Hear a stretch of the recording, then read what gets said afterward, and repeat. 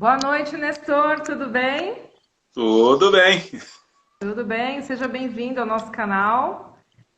Bom, gente, eu gostaria de apresentar para quem não conhece o Nestor, tá? Ele é profissional de segurança do trabalho, ele tem um blog super bacana, é escritor, tá? Então, Nestor, fala um pouquinho aí sobre você, sobre o seu trabalho. Então, eu sou técnico de segurança do trabalho, sou coach, palestrante, a gente roda muito o Brasil aí falando sobre segurança do trabalho, sou apaixonado por essa área, tenho certeza que ela tem um valor muito grande que às vezes as pessoas não conseguem dar, né? Mas aquele pouquinho que o profissional de segurança faz no ambiente, que ele consegue fazer no ambiente, que ele consegue liberdade e autonomia para fazer, no final das contas já faz muita diferença. Então é uma área que tem um valor muito importante e que, mesmo com o passar dos anos, ela vem conseguindo se manter e deve conseguir se manter por muito tempo ainda. O profissional é um transformador e eu gosto muito dessa área. Então, gente, hoje o nosso tema é segurança, cultura de segurança. E eu queria que você explicasse para a gente, Nestor, o que é cultura de segurança. Esse é um tema que está muito em muita evidência esses dias, muitos têm falado em cultura de segurança. O que às vezes me deixa um pouco incomodado é que às vezes as pessoas falam sobre cultura de segurança, mas nem sabem do que estão falando. Então, o profissional de segurança, engenheiro, técnico, psicólogo do trabalho, seja lá quem for, é importante ele conhecer o conceito, né? Então, hoje a gente vai falar um pouquinho sobre isso aqui. De forma geral, a cultura ela é como um grupo se expressa, né? Você tem, por exemplo, a juventude, tem aqueles que se vestem todos de preto, os emo da vida, né? E você tem os médicos que normalmente se vestem todos de branco, então faz parte da cultura do médico. Imagina se você for num hospital e tiver um médico de jaleco preto. Estranho, né? Certamente, ó, não, mas isso aqui está errado, né? Porque faz parte da cultura do médico, né, da medicina, a cor branca. Então a cultura ela define isso. Você tem, por exemplo, na Índia, o pessoal cultuando um boi. Olha só como pra gente isso é estranho, né? Mas como assim? O boi lá é um deus, né? Na França, o pessoal come aqueles caracol, chama aquilo de escargot, né? Você vê o bicho, nossa. Então, a cultura basicamente é isso, é como um grupo se expressa. Então, não existe cultura errada, não existe cultura certa. Desde que a cultura ela não seja uma coisa ilegal, né, como cultura do estupro que existe em alguns países da África, né, desde que não seja uma coisa nesse sentido, cultura, é como um grupo se expressa. Né, e nas empresas também há cultura. Né, esse que é por isso que a gente tanto fala hoje de cultura de segurança. E assim, é só para entender como que funciona isso nas empresas, como que é estabelecido essa cultura nas empresas. Bom, então, como eu disse, a cultura ela é um modo da empresa se expressar, é um modo de um grupo se expressar. Né? Na empresa, normalmente existe uma cultura predominante e existem várias subculturas também. A cultura da empresa, normalmente, ela é formada a partir da liderança, porque ninguém na empresa quer desagradar o chefe. Então, se o chefe acredita que segurança é importante, normalmente os trabalhadores ali do baixo clero eles vão aderir também. Por outro lado, se o chefe acredita que cultura de segurança não é importante, os trabalhadores vão tender a refletir aquilo. De modo que na empresa, a peça mais importante para refletir a cultura de segurança é o empregador. O empregador que dá a cara da cultura de segurança no ambiente. E a gente chama de cultura madura quando a cultura da empresa favorece boas coisas, como, por exemplo, segurança do trabalho. E a gente chama de uma cultura imatura quando a cultura na empresa não favorece boas coisas. Por exemplo, quando a cultura da empresa é apenas produção, onde não se preocupa se o trabalhador chegou até aquele valor de produção trabalhando com segurança ou trabalhando de forma insegura. A gente conhece várias empresas onde, se o trabalhador termina rápido, ele ganha um tapinha nas costas. Parabéns, cara, que legal. Você gastou metade do tempo que você normalmente gasta. Parabéns. E isso, às vezes, é uma coisa preocupante, porque Na empresa imatura, ela não se preocupa como o trabalhador chegou naquele resultado. Ela só se preocupa com o resultado. Então, às vezes, para terminar mais rápido, o trabalhador não usa EPI, o trabalhador não faz uma análise do risco antes, o trabalhador trabalha feito um louco correndo o tempo todo e chegando à beira da própria exaustão, né? Então, são sintomas, claro, de uma cultura imatura. E como se mede a cultura nas empresas? Existem algumas ferramentas.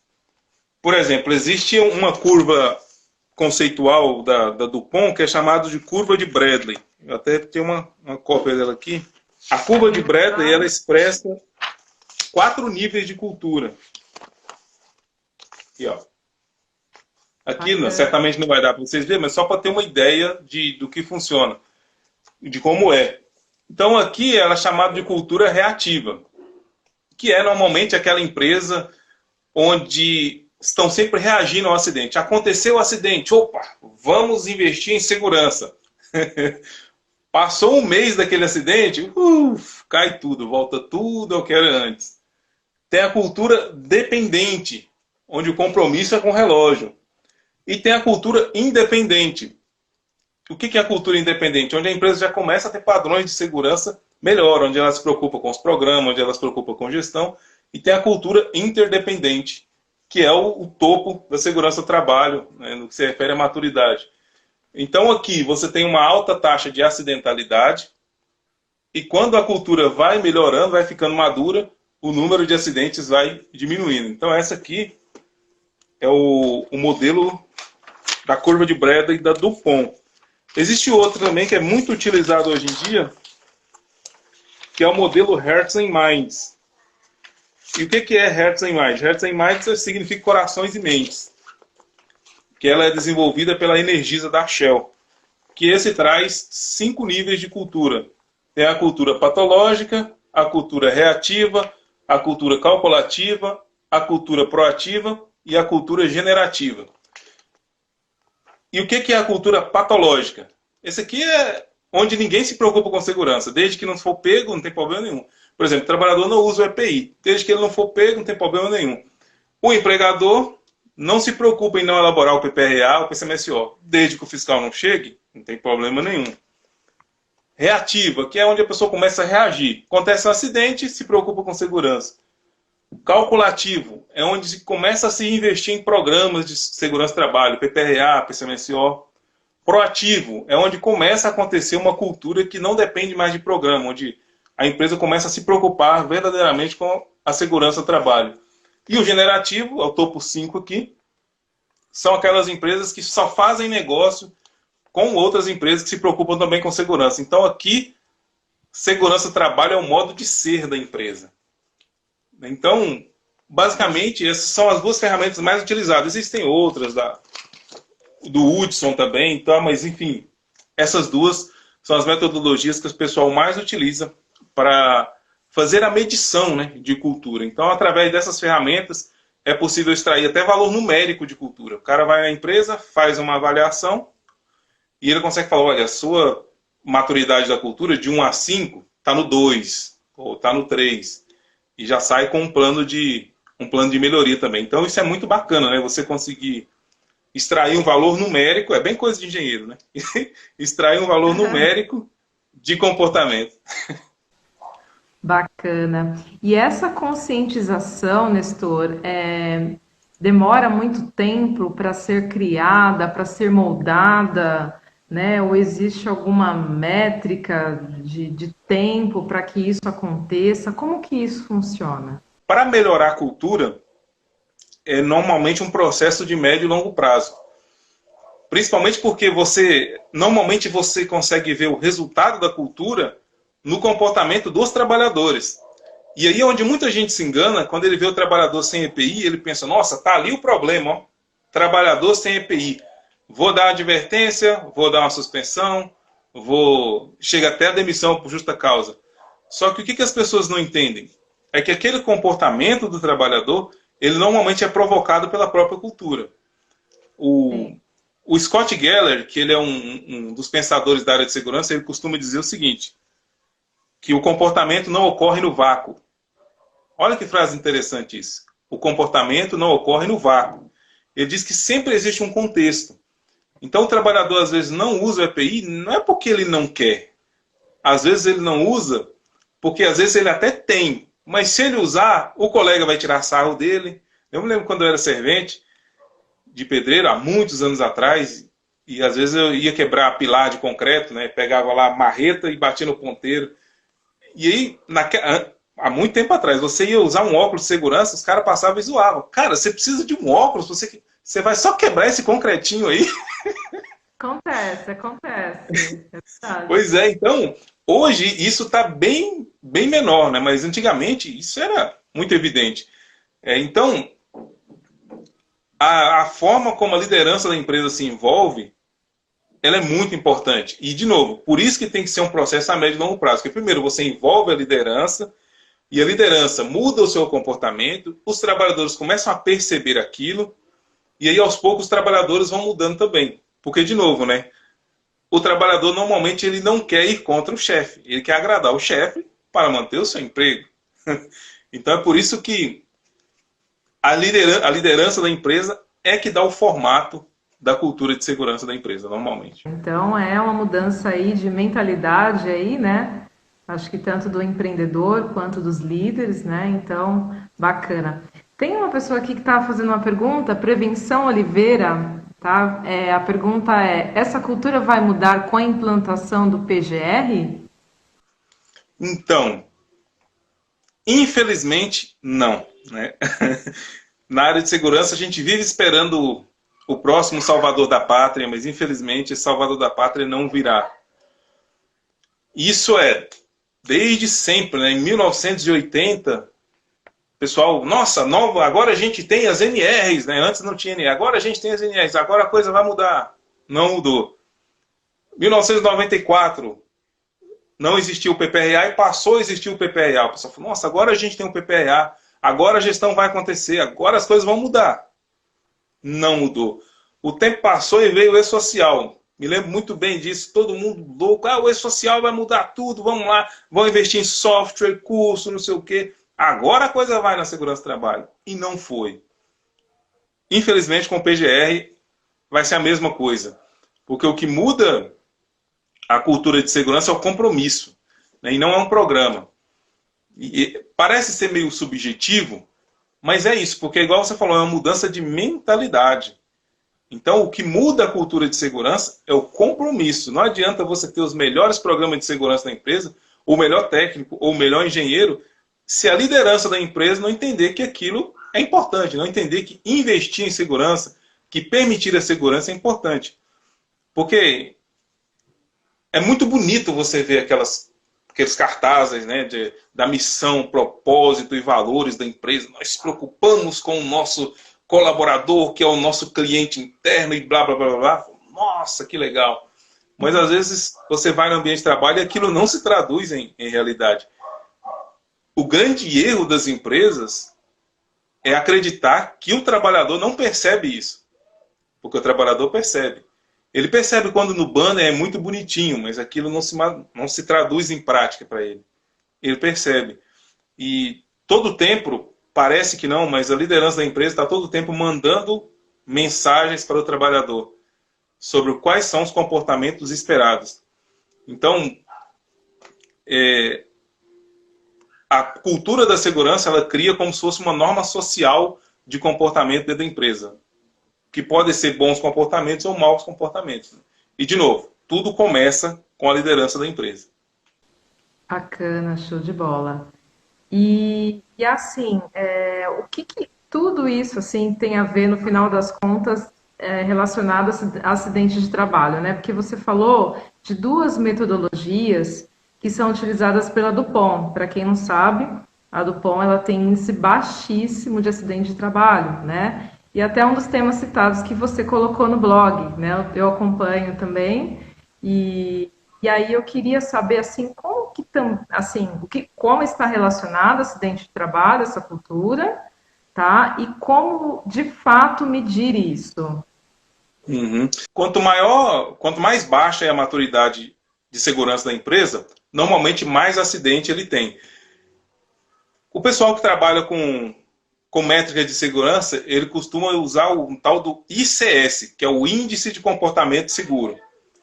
Então, veja bem, na segurança do trabalho, a gente tem lá taxa de frequência, taxa de gravidade, que são nossos indicadores reativos, né? E, por outro lado, se você for olhar a ciência do comportamento seguro, você vê lá o ICS, que é o Índice de Comportamento Seguro. De um lado você tem reativo, do outro você tem ativo. E normalmente ocorre o seguinte, quanto maior a sua taxa de frequência, mais baixo é o seu índice de comportamento seguro. Porque elas estão diretamente relacionadas. Por outro lado, quanto mais baixa a sua taxa de frequência, maior o índice de comportamento seguro. Porque quanto mais a pessoa se comporta seguro, menos acidente ele sofre. Então, elas estão diretamente ligadas, de modo que uma sempre faz assim. Ó. Se você chegar numa empresa onde elas estão no mesmo patamar, normalmente tem alguma coisa errada. Porque normalmente uma está acima, outra está abaixo. Por isso que é importante os profissionais de segurança não pararem apenas na taxa de frequência e taxa de gravidade. Até porque, desde 1940, né, quando saiu a primeira pirâmide de Bird na década de 40, a gente sabe uma coisa, né? Você precisa de muitos comportamentos inadequados, que na ciência do comportamento o povo chama de desvio. Né? Você precisa de muito desvio para acontecer um incidente, para depois acontecer um acidente sem afastamento, para depois acontecer um acidente com afastamento, para depois acontecer uma morte. Na última alteração que a Dupont fez na pirâmide, ela colocou 30 mil comportamentos na base da pirâmide para acontecer uma morte lá em cima. É claro que isso é só um conceito, você não precisa levar isso ao pé da letra, porque tanto é que a gente tem empresa de grau de risco 1 a 4. Né? Então, para uma empresa de grau de risco 1, o cara vai errar. Pode ser que ele faz errado a vida toda e não tem nenhum problema. Mas para uma empresa de grau de risco 4, a chance do acidente ela é bem maior. Aí outra pergunta que você fez, como medir, né, a cultura de segurança? Existem alguns caminhos. Por exemplo, né, eu trabalho com isso. Você vai até a empresa e faz entrevistas com os trabalhadores, utilizando já um formulário pré-pronto, com as perguntas que eles vão responder. A partir dessas perguntas-chave, você consegue observar dentro da cultura os comportamentos, se eles estão sendo esperados ou inesperados, os comportamentos estão sendo de risco ou estão sendo comportamento seguro. Inclusive, as próprias metodologias elas têm as perguntinhas.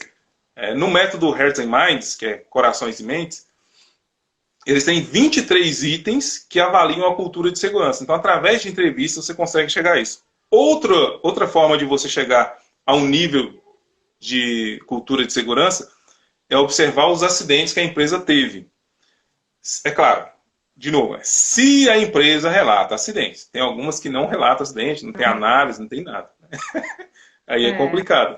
Né? Mas se a empresa relata os acidentes, através dos acidentes que aconteceram, você consegue também já começar a ter um desenho. Então, entrevistas, relatos de acidentes, são normalmente os caminhos mais usuais para você conseguir extrair um valor numérico, inclusive, sobre a cultura de segurança. E a partir disso, você normalmente já consegue, já que você viu item por item, você já consegue até extrair um plano de ação, né, para a empresa poder trabalhar a médio e longo prazo para poder elevar a maturidade de segurança. Porque, inclusive, a pirâmide da Dupont, a pirâmide, a curva da Dupont, a curva de Bradley mostra isso. Né? Quando você melhora a segurança, a produtividade melhora também. Porque elas estão diretamente relacionadas. Né? Afinal, quanto mais acidente você tem, mais absenteísmo, né? Mais faltas ao trabalho você tem. Quanto mais acidentes você tem, menos qualidade você tem.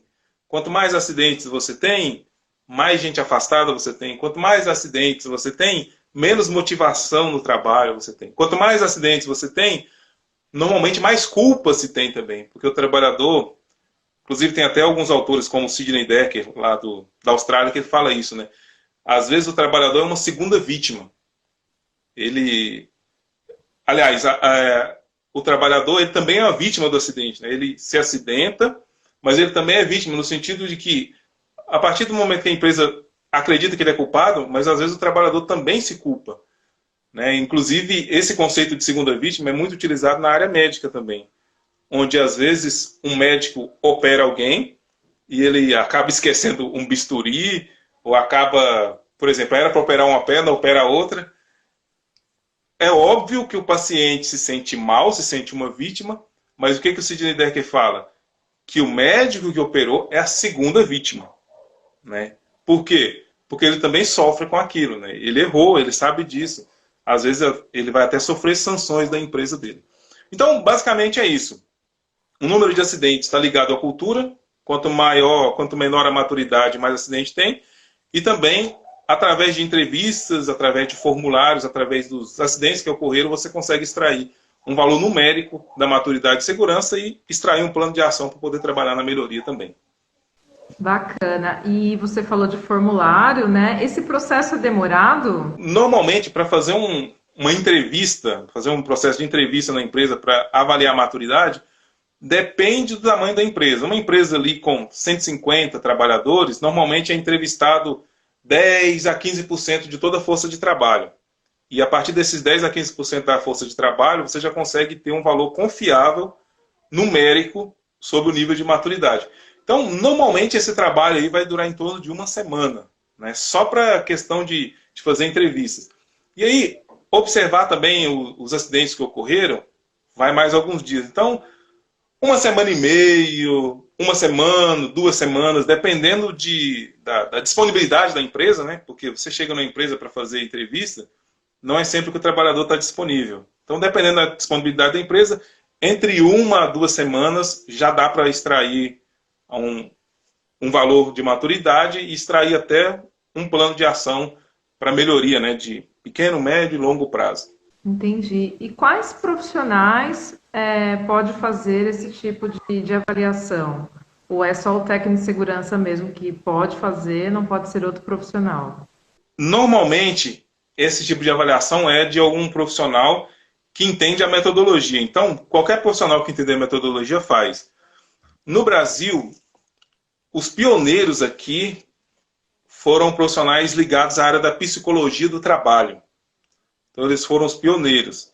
Mas hoje a gente tem muitos engenheiros que fazem, muitos técnicos de segurança que fazem também.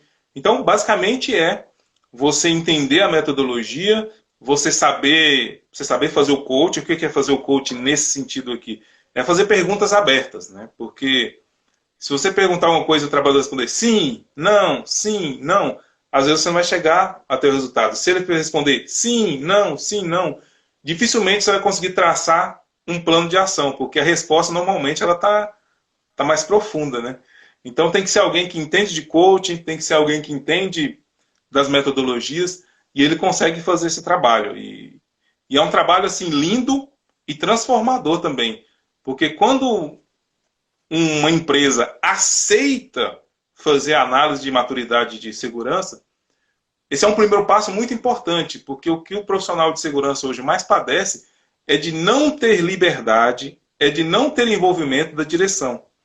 Então, quando a empresa fala, olha, nós queremos saber, vocês conseguem perceber que fica uma porta aberta? Né? Fica uma porta aberta. Que a partir do momento que ela permite que seja feito, pelo menos teoricamente, ela já está olhando com bons olhos. Aí você chega lá com um plano de ação e fala, poxa vida, então a gente precisa melhorar, né? Vamos fazer o esforço. E é curioso porque, eu não falei isso ainda, mas tudo isso se traduz em custo também. Né? Não investir em segurança normalmente custa para a empresa. Não investir em segurança custa com acidente, custa com doença, custa com fator acidentário previdenciário, custa com aposentadoria especial, custa com processo na justiça. Então está cheio de empresa aí perdendo dinheiro lá nos valores do FAP, né, que vai de 1 até 6% da folha, e ela nem sabe disso, ela nem sabe que está perdendo dinheiro porque tem muito afastamento, porque tem muita doença, porque tem muita rotatividade também. Então, tudo isso, quando você melhora a maturidade, você diminui valores financeiros. Então não é só... Nós não estamos falando aqui só de perfumaria, nós estamos falando aqui de coisas concretas que melhoram a empresa a pequeno, médio e longo prazo. Né? E cujos resultados, se tiver uma metodologia sólida, bem implementada, o resultado vai favorecer da faxineira ao dono da empresa. Né? É uma mudança que favorece todo mundo e é linda de ver acontecer também. Bom, tem uma pergunta aqui do Sidney. Sidney que está chegando. Quais os passos para se construir uma cultura de segurança em uma empresa? Bom, o primeiro passo é conseguir a permissão da liderança. E aí, depois que você consegue a permissão da liderança, através da medição de maturidade, você já consegue entender onde é que as empresas normalmente estão falhando. Quer ver aqui um exemplo comum nas empresas? Fala-se muito em treinamento, em educação, mas nem sempre o treinamento e a educação é o caminho que o trabalhador precisa. Muitas vezes a empresa acredita que a solução está na sala de aula e às vezes a solução está no campo de trabalho. Em dar para o trabalhador, muitas vezes, mais autonomia para o trabalhador reger o seu próprio processo de trabalho, para o trabalhador fazer análise de risco. Esses dias eu estava vendo um artigo no LinkedIn que me chamou muita atenção, que dizia no título mais ou menos assim: quando o SESMIT atrapalha a cultura de segurança da empresa. Eu falei, olha, que coisa interessante, né? E ele dizia o quê? Quando o SESMIT atrapalha? Quando o SESMIT não delega para os líderes imediatos. Por que só o técnico tem que fazer o DDS? Será que se envolver um líder imediato não seria melhor? Por quê? Quando você envolve outra pessoa, ela vai comprar a ideia da segurança. E quando você faz a segurança do trabalho sozinha, como engenheiro, como técnico, a segurança fica sendo sua. No inglês, os pensadores de segurança chamam isso de buy-in, né, que é compra interna. Então eles dizem o quê? O profissional de segurança tem que transferir a propriedade da segurança do trabalho para os empregados. Mas aí, de novo, isso tudo começa com a liderança da empresa. Tem empresa que, na hora do treinamento, o chefe vai fazer pressão na sala e vai tirando trabalhadores um por um. Termina o treinamento, tem lá 30, 50% do número de pessoas que começaram o treinamento. E isso, qual é a mensagem que um líder dá quando ele tira o trabalhador da sala de treinamento, né? Provavelmente a mensagem é alguma coisa mais ou menos assim: nós não acreditamos que o treinamento é importante. Nós não acreditamos nem que o profissional de segurança é importante, que está lá gastando o tempo dele, estudou para apresentar aquele treinamento. Então, as iniciativas para melhorar a cultura, normalmente elas vêm de cima para baixo, onde estabelece também uma cultura justa, onde estabelece... O que é cultura justa? É você não investir em punição para o trabalhador a todo momento. Tá? Você tem que ponderar em qual momento a punição vai existir, em qual momento você vai deixar as portas abertas. Numa cultura de segurança, para elevar, você normalmente estimula as pessoas a reportarem acidentes. Então não existe aquela de, não, aconteceu um acidente, tem empresa que, aquela pessoa que contou o acidente, aconteceu um acidente em tal lugar, ela acaba sendo punida pelos próprios colegas, porque liga o acidente a uma cesta básica, liga o acidente a uma placa dizendo, estamos a 300 milhões de anos sem acidente de trabalho.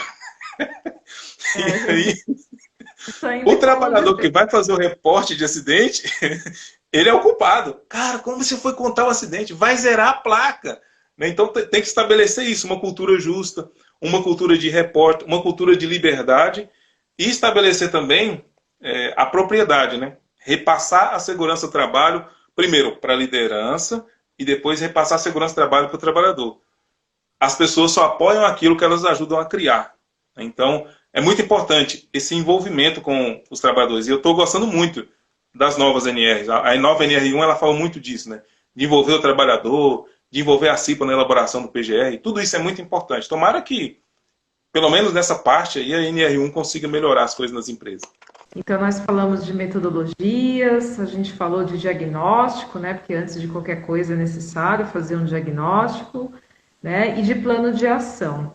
Mas assim, como que, além do plano de ação, a gente pode aumentar essa maturidade na cultura de segurança no trabalho? Então, envolvendo a liderança da empresa, eu acho que um bom caminho logo em seguida é tentar estabelecer uma cultura de portas abertas, onde o trabalhador vai ter liberdade de falar com o gerente imediato, com o seu líder imediato, reportar acidente, fazer aquilo que a NR9 chama de direito de recusa, né, que é, olha, se tem risco grave iminente, eu não posso trabalhar. E o direito de recusa não é direito de preguiçoso, que às vezes até técnico de segurança fala isso. Não é. O direito de recusa é uma ferramenta importante, mas ela só vai existir, normalmente, se houver um procedimento antes. E quem tem que desenhar esse procedimento? O técnico ou engenheiro de segurança. Tipo assim, se o trabalhador for trabalhar num ambiente que tem risco grave iminente, ele vai falar com quem?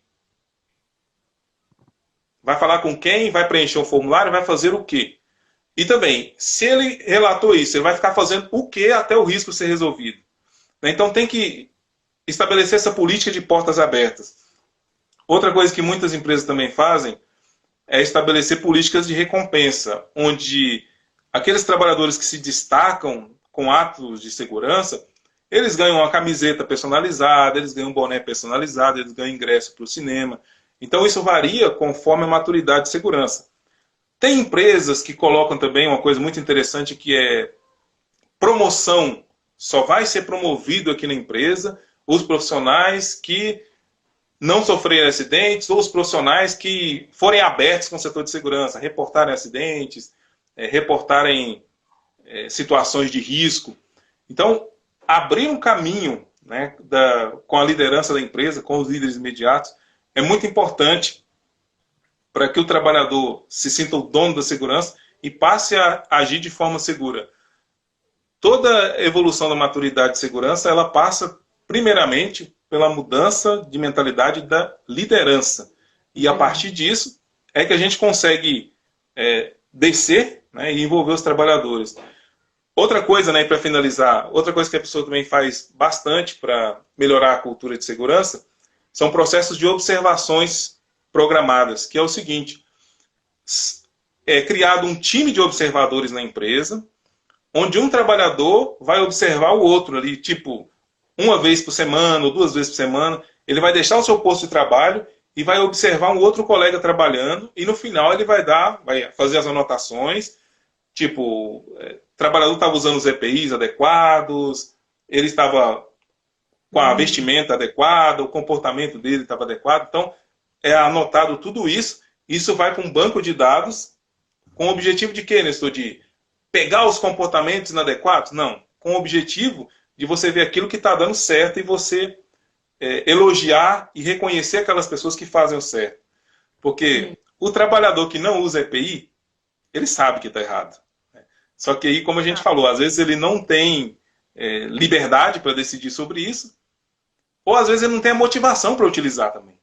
Então, com o processo de observação pura e simplesmente, já se consegue resolver muita coisa. Muitas empresas investem nisso, em observação. Um trabalhador observando o outro, de uma forma planejada. Então, claro, esses observadores são treinados, eles recebem formulários específicos para observar o próprio trabalhador. E sim, o simples fato de um olhar o outro cria um ambiente de amizade, de confiança, e normalmente isso já começa a trazer resultados positivos aí, já a pequeno prazo ali, rapidinho. Falamos de liderança e é uma coisa que, de fato, né, acontece essa não observação, né? Até tem um comentário aqui, ó, que o Rafael Antônio está fazendo, e já até aconteceu, né, numa situação que eu acompanhei, do trabalhador ficar com medo de entregar ao colega, né, de apontar, olha, aquele ali não está usando EPI, né? E assim, em relação à liderança, né, para tratar essa informação, quais são os comportamentos assim essenciais que um líder precisa ter, né, até na hora de tratar esse tipo de situação? Além da política de portas abertas, existe um outro comportamento também muito importante para a liderança, que é o líder presente. Que normalmente nas empresas, o empregador acredita que o trabalhador sabe o que ele, empregador, quer do trabalhador. E, na verdade, isso normalmente não é assim. O trabalhador trabalha com várias dúvidas na cabeça o tempo todo. Por quê? Porque, na maioria das vezes, o líder, ao invés de estar liderando por pessoa, está liderando papéis, está liderando processos. Então, é fundamental que o líder esteja presente no chão de fábrica. Em todas as empresas que têm um alto nível de maturidade de segurança, o líder está presente no chão de fábrica. Ah, Nestor, mas o líder não vai cuidar dos papéis da empresa? Claro, mas ele vai determinar um tempo. O tempo para estar no chão de fábrica e o tempo para estar cuidando de serviço burocrático. Nem que para isso, muitas vezes, ele precisa contratar um estagiário a mais. Ele precisa de contratar um ajudante. Por quê? O trabalhador só valoriza a segurança do trabalho se a liderança valorizar. E o trabalhador só vai ver a liderança valorizando quando a liderança se envolver com segurança. Né? Cadê o líder de setor no DDS? Cadê o líder de setor usando EPI? Cadê o líder de setor na CIPAT? Na maioria das empresas, os líderes não participam nem da CIPAT. Eles, não, estou ocupado. Então, esse tipo de comportamento afasta os trabalhadores da segurança do trabalho. Porque o trabalhador pensa, poxa, se o meu chefe não julga isso importante, isso não vai ajudar eu garantir o meu emprego. Então, para mim não é importante também. Para mim o importante é que me ajuda a garantir meu emprego. Então é fundamental essa presença da liderança no chão de fábrica. Faz toda a diferença o empregador, o líder imediato, perto. Era terrível quando eu trabalhava como empregado, eu não sabia o que o meu chefe queria de mim. Mas eu tive uma empresa onde a cada 2 meses a gente sentava com a líder e ela falava, olha, nesse setor, nesse mês, você acertou isso e isso, você errou naquilo. Era muito bom, porque eu sabia exatamente o que o meu chefe queria de mim. Eu me sentia valorizado, né? Então o líder precisa fazer isso, né? O líder precisa fazer isso. Estar mais tempo com as pessoas. Não gerenciar apenas papéis e processos, mas ser líder de gente, né? Deveria ser assim o tempo todo. Uma outra pergunta aí é quais elementos principais, né, se deve ter aí para aumentar a maturidade de segurança? Primeira coisa é fazer o tal do V0, né? É você fazer uma medição. Porque aquela medição vai te dizer em quais setores você tem uma cultura mais imatura e em quais setores você tem uma cultura mais madura. Então, o principal, antes de qualquer coisa, é fazer um V0.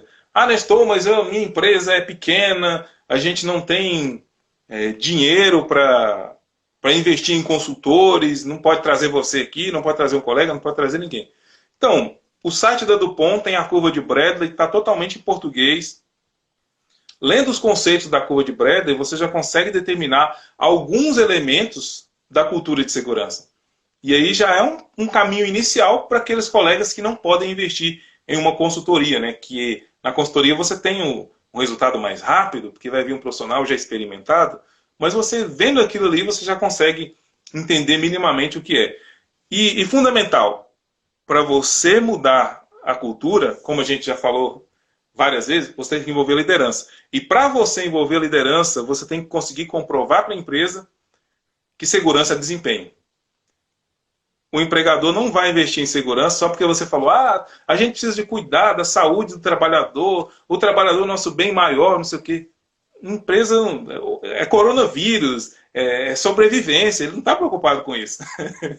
Você tem que mostrar que investir em segurança vai fazer bem para o negócio. Então, é importante também o profissional saber exatamente o quanto o investimento em segurança pode economizar para a empresa. Então, uma coisa que vocês podem fazer já na segunda-feira, levanta os acidentes que aconteceram no ano, levanta quanto custou cada um deles, levanta os processos na justiça dos últimos 3 anos, faça uma média. Todo ano a gente está gastando em média não sei quantos R$1.000 com processo na justiça. Levanta os adicionais de insalubridade, levanta a aposentadoria especial, levanta os números do FAP também. Porque aí você vai, se você chegar para o empregador e falar, empregador, a gente está gastando aqui R$100.000 por não investir em segurança. Eu falo, cara, como assim? R$100.000, está indo tanto aqui, tanto ali, tanto lá. E ele vai ficar em choque. Ele vai falar, mas o que a gente precisa fazer? Bom, a gente precisa fazer pelo menos X, Y, Z. É comum isso acontecer. Quando o profissional senta para levantar o valor de não investir em segurança, o empregador faz assim. Porque normalmente o custo é muito alto. Só para você ter uma ideia, uma empresa de Manaus contratou o colega Mário Sobral para fazer levantamento de custos. Ela queria saber, olha, a gente está investindo um pouco em segurança, a gente quer saber o quanto a gente está perdendo. Aí o Mário Sobral foi lá, levantou o custo, sei o quê. Enfim, a empresa viu que estava perdendo muito dinheiro, muita grana. E um dos gargalos que estava perdendo dinheiro é com trabalhadores afastados. Afastados por quê? por acidente e doença do trabalho. Quando o trabalhador está afastado, recebendo benefício acidentário da Previdência, a Previdência abre uma torneirinha onde a empresa vai ter que contribuir mais. A empresa está contribuindo mais porque ela acidentou, porque ela adoeceu. E aí, por fim, o que a empresa falou? Faz o seguinte, pega todos os trabalhadores que estão doentes, todos, manda eles para a melhor clínica da cidade. Nós vamos pagar o tratamento de todos. Porque esse pessoal afastado está custando muito caro para a gente. E vamos fazer o seguinte, vamos passar a investir em segurança aqui na empresa. Porque não investir está saindo muito caro para a gente. Então, o profissional de segurança, ele precisa disso, desses valores numéricos. Por isso que a gente falou, extrair o valor da maturidade de segurança de 1 a 5. E também é importante demais, extrair o quanto a empresa perde por não investir em segurança. Porque normalmente ela perde, e perde muito. Só não contabiliza, mas perde muito. E quem tem que contabilizar isso? Setor de contabilidade? Não, normalmente ele não vai fazer isso. Vai ter que ser o técnico, vai ter que ser o engenheiro, vai ter que ser o tecnólogo, vai ter que ser alguém mais próximo do chão de fábrica. Não, isso é bacana, bacana você pontuar isso, né? Porque de fato, né, eu já ouvi de algumas situações, né, de técnico de segurança do trabalho falar dessa questão do quanto é difícil, às vezes, defender para o empreendedor de investir, de repente, num ambiente, né, melhor para o funcionário, né, num EPI mais interessante ali, que vai auxiliar determinada atividade, que é mais complicada ou não, né? Então, todas essas colocações que você está pontuando é muito importante, é muito importante. E existe, assim, por exemplo, não vou dizer cartilha, né? Mas, assim, uma tecnologia, né? Que seja um aplicativo, né? Que dá para pontuar isso facilmente, né? Para que o empreendedor ele consiga visualizar de uma maneira simples e fácil. Existe isso ou não? Infelizmente, não. Não, Todo esse né? trabalho de cálculo numérico de custos tem que ser feito na unha. Igual aos procedimentos de maturidade de segurança também. Existem softwares que eles conseguem avaliar a maturidade de segurança da empresa. Você entra, né, você faz o input dos dados e ele te dá os gráficos, coisa linda. Mas, infelizmente, tudo isso no Brasil ainda é muito novo. E esse software, normalmente, eles trabalham em dólar. Olha o problema com o dólar quase a R$6. É tudo em inglês? É tudo em inglês ou tem versão Exatamente. portuguesa? Tudo em inglês e em dólar, né? A gente no Brasil, a gente está engatinhando ainda, né? A gente está saindo da era do não uso do EPI, ainda para a era onde o pessoal está começando a usar EPI. E agora a gente está partindo para uma outra era que é trabalhar com comportamento. Por quê? As grandes empresas já descobriram o seguinte, não adianta você só fornecer EPI. Se você não conseguir mudar a mentalidade do trabalhador, ele não vai usar direito. Ele vai fingir que usa, o chefe vai fingir que está vendo ele usando, e todo mundo vai trabalhar assim, fingindo. E aí é o trabalhador que está só com um plug aqui na pontinha, mas está perdendo a audição do mesmo jeito. É o trabalhador que devia estar usando respirador o tempo todo no ambiente de trabalho, mas não usa. Agora, a gente está vendo isso aqui muito nítido agora, com o coronavírus. Quantas vezes você vai na ferragista mais próxima, na padaria da esquina, no supermercado, e você vê trabalhadores lá que por alguns minutos não usam o respirador, não usam a máscara. A gente está vendo isso muito claro. E tudo isso é o quê? Reflexo da cultura. Se tivesse uma cultura de segurança madura, a liderança ia estar presente no chão de fábrica, ia cobrar os trabalhadores, ia orientar, eles iam utilizar. Se tivesse maturidade, ia acontecer um processo natural que ocorre nas empresas, que é um cuida do outro. Onde um trabalhador, quando vê o outro sem EPI, ele consegue chamar a atenção do outro assim, de uma forma amorosa, sabe? Porque eles já criaram esse laço. De tanto eles se reunir junto, de tanto eles tentar resolver problemas juntos, eles criaram um laço de harmonia, de amizade. Um trabalhador consegue chamar a atenção do outro, e aí ninguém vai ficar sem usar o respirador. Porque às vezes o cara não usa máscara porque esqueceu, teve um lapso. Mas como cada um está preocupado só consigo mesmo, isso passa.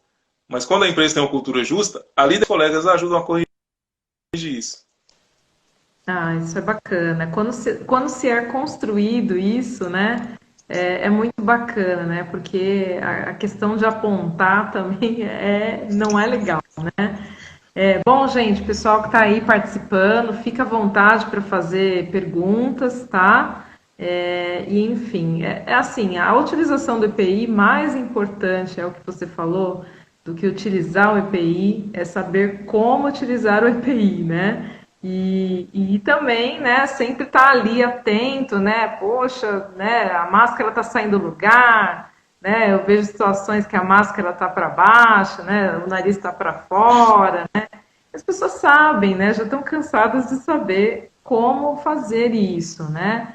Mas mesmo assim, esse é o tipo de coisa que acontece. Essa comissão que você fala de repente reunir alguns funcionários, né, para ir lá pontuar, como que ela é montada? Como que ela é feita? É o Então, líder que escolhe? É a própria empresa? Como que isso funciona? existem algumas formas de fazer. Quando a empresa está investindo num processo de avaliação comportamental, normalmente quando se faz aquela medição, aquele V0 da maturidade de segurança, o próprio consultor ou a pessoa que está conduzindo, ela já começa a procurar voluntários.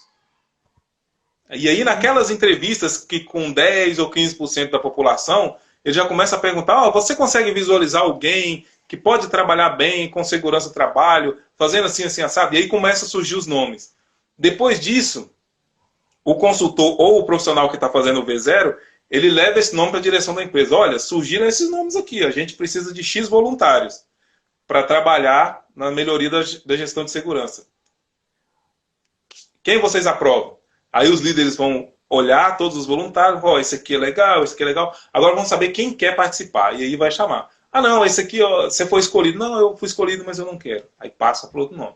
Enfim, então o próprio consultor ou a pessoa que está fazendo o V0 da maturidade de cultura, ele já sai com alguns nomes.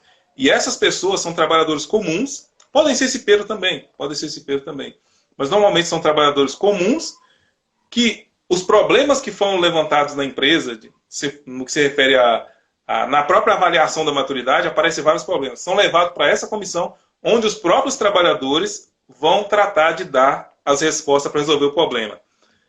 Nestor, mas se vai ter um consultor, não era muito mais fácil o próprio consultor apontar o que tem que fazer?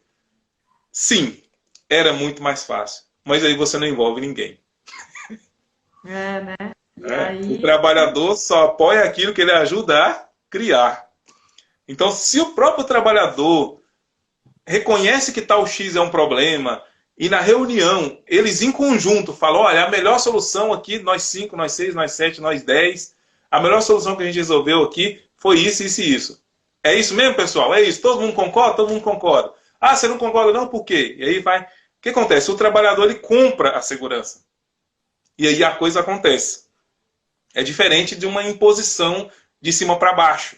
É diferente quando o líder, o profissional de segurança fala: ó, eu comprei essa botina aqui, então me usa. É diferente quando é feito pesquisas com o trabalhador. Para o próprio trabalhador, o trabalhador, você vai experimentar 3 pares de botina nos próximos meses, porque a gente quer saber qual é o mais confortável.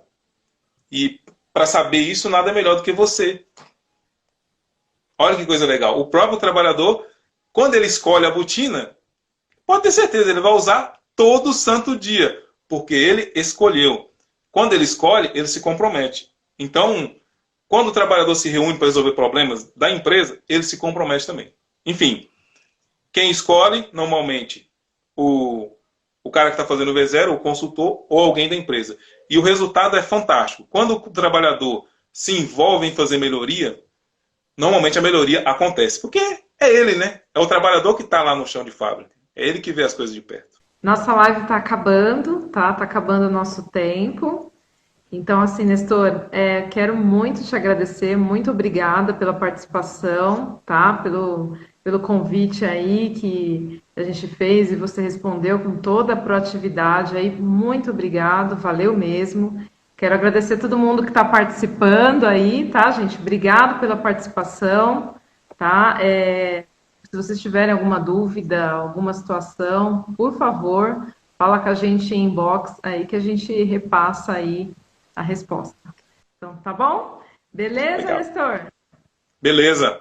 Bom, Quero só agradecer, né, ao pessoal que participou aí, foi muito bom. Espero que o pessoal tenha gostado, parece que eu vi alguns comentários, então foi legal. Encerrando aqui, eu só quero falar que a gente tem o nosso site, né, o site de Segurança do Trabalho da AWN, a gente tem o nosso canal no YouTube, e a gente tem também alguns cursos, inclusive a gente tem o curso de Descomplicando o GRO e o PGR. Então, se o profissional da área de segurança, os colegas técnicos, engenheiros de segurança, quiser estudar o GRO e o PGR, que é a nova segurança do trabalho, a nova NR1, né, vocês conseguem encontrar isso lá no nosso site, site de Segurança do Trabalho NWN, ou manda um inbox aí e fala, Nestor, eu quero saber mais sobre o seu curso. A gente passa o link para você olhar mais. Todo mundo que faz o nosso curso ganha essa apostila impressa aqui, e ela é um material que ajuda bastante a compreender, né, as 60 videoaulas que tem lá no nosso curso. É muita coisa. Mas assim, a gente detalhou a NR1 passo a passo, né, para o pessoal conseguir fazer a transição do PPRA para o PGR. Né? Inclusive lá a gente fala também mais sobre cultura, sobre envolver o trabalhador, esses conceitos que são tão bacanas e são tão necessários também. Obrigado, Nestor. Valeu mesmo, tá? Valeu. Tchau, tchau, galera. Falou. Tchau, tchau, galera. Beijão.